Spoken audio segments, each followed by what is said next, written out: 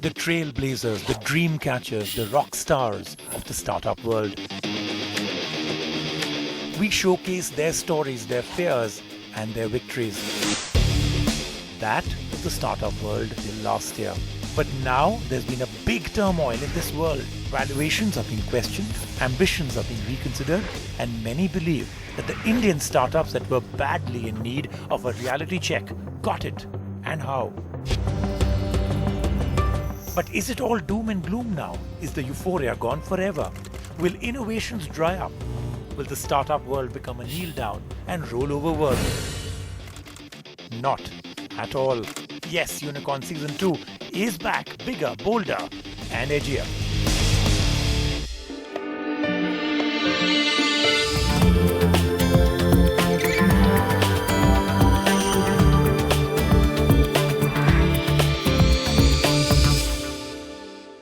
Tradition, culture, the beauty of artisanal handlooms.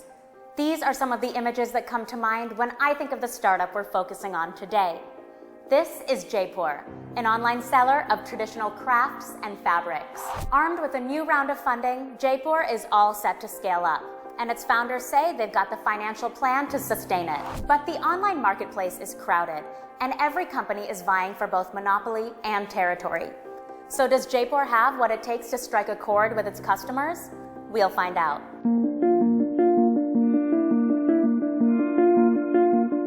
We believe that culture is the fabric of life.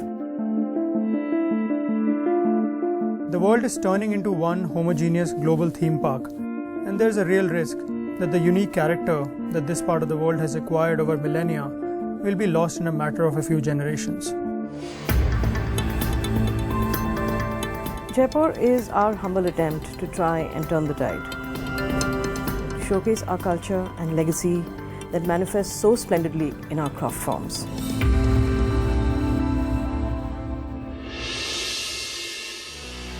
A culture and legacy which often falls through the strands of time and may be lost forever.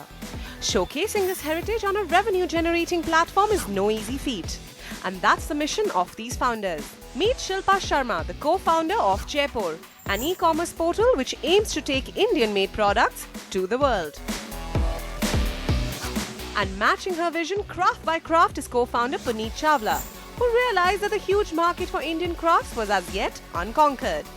Together they realized that most e-commerce businesses in India were spending big bucks to acquire local customers and convincing them to shop online.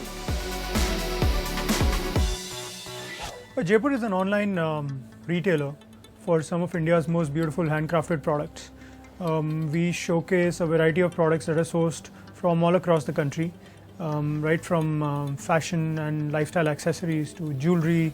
We do a lot of home decor and art. For us here at Jaypore, it's all about finding a way to weave in a contemporary and a very, very urban chic aesthetic along with traditional craft technique based products. The idea is to curate some of the most beautiful handcrafted products from all across the country and showcase it to a global audience on our website. Jaypore has focused on reviving and empowering traditional Indian crafts and textiles to create a scalable and sustainable business, and has managed to stay profitable in the highly competitive online retail space. And recently, Jaypore raised $5 million in its first round of institutional funding from Avishkar, an innovator in early stage investing.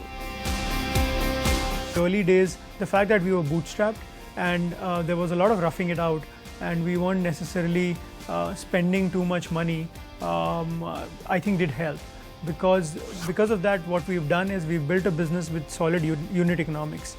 We've always been very bottom line focused and made sure that at the end of the month we take home some money, and I think that has led us to building a sustainable business, which if we had a lot of money on day one, we probably wouldn't have. We probably would have splurged.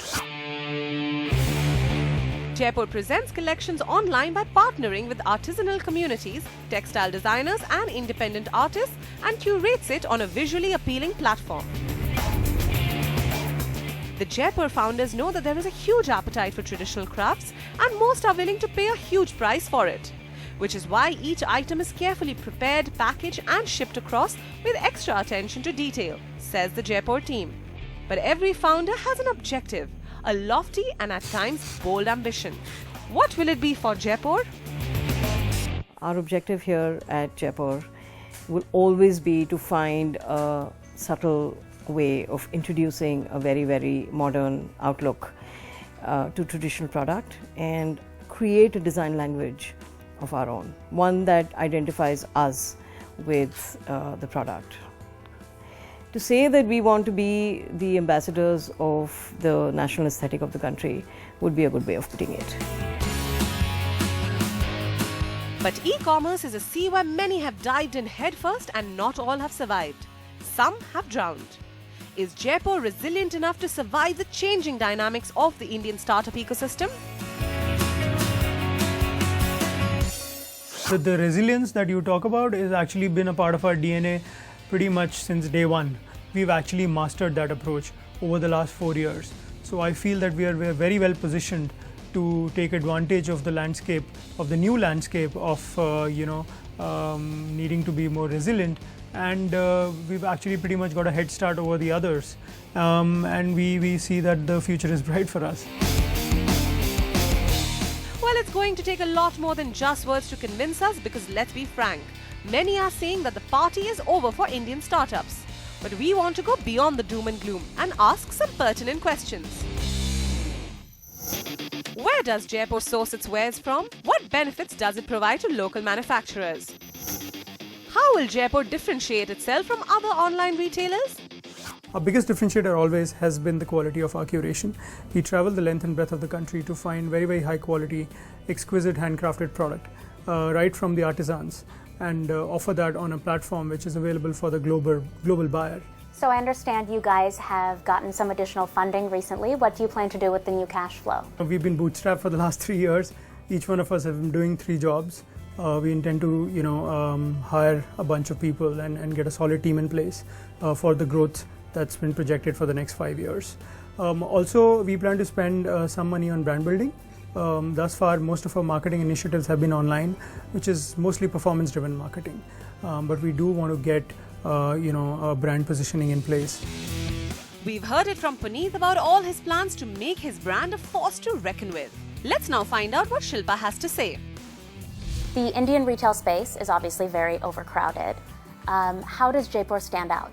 In this day and age where time is money, it's just so much easier for people to be able to shop from the comfort of their own homes and know that somebody else has made all the effort that is required to curate the finest quality of product from across the country. How does that directly impact local artisans? So when we go out and source fabrics from different geographies, what we're also trying to do, in addition to sourcing and procuring product from them, is to invest design time and energies in moving their product up the value chain. So that gives them an opportunity to create a whole fresh lineup of product. So cockroach startups are seen as those hardy, resilient, can survive anything companies. Does Jaypore ID as a cockroach company? I think we've been a very, very lean and mean startup. In early days when we weren't very sure about how much money we would have to give ourselves a runway, we've always been very, very frugal with the way we've managed our costs, the way we've run the business. And that's the one thing that I think that sets us apart from every other startup, every other e-commerce venture in the country today. An online brand dedicated to creating a unique interpretation of age-old crafts. This was e-tailer Jaypore. Time now for our mentors to have the last word.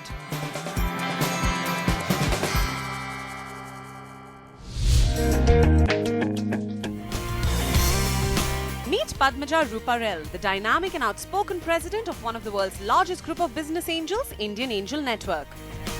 Under Padmaja's leadership, IAN has gathered over 100 stellar companies in its portfolio that span 7 countries. She knows a good idea when she sees one.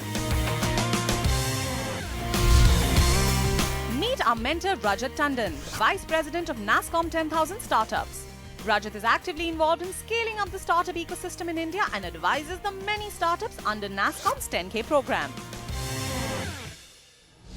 To me, it's a strong founding team with a clear focus on unit economics, which is very important because that is what builds the profitability of the company.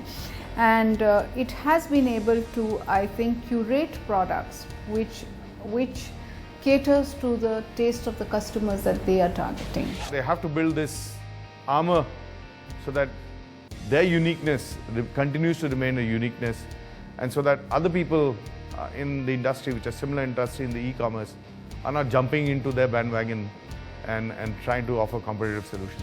They will need to keep the profitability, their current unit economics very sharp, and with the overall e-com space that we are seeing, I think this is one challenge they will have to keep ahead of.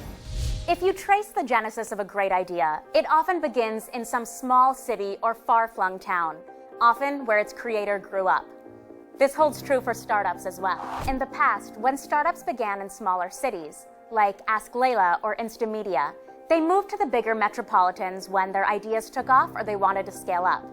Now, it looks like that tide is turning. India's non-metropolitan cities are becoming hotbeds for ideas and innovation as entrepreneurs move their startups out of the big cities and take them back to their roots. They say they do it to survive, to attract talent, and to garner funds. Let's find out more about this changing trend.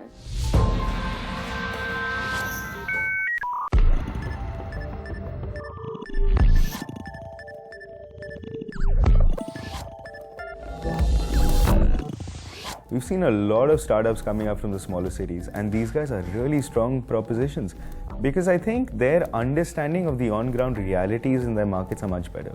In the smaller cities, they know exactly how to sell to the little guy, and that's essential. The bigger cities like Bangalore, Delhi, the big metros, they haven't actually lived up to their promise. The cost of operating a company has been increasing, but the quality and the ease has not been corresponding to the cost. While on the other hand, second tier cities have lower costs and the competition to hire good people is also less.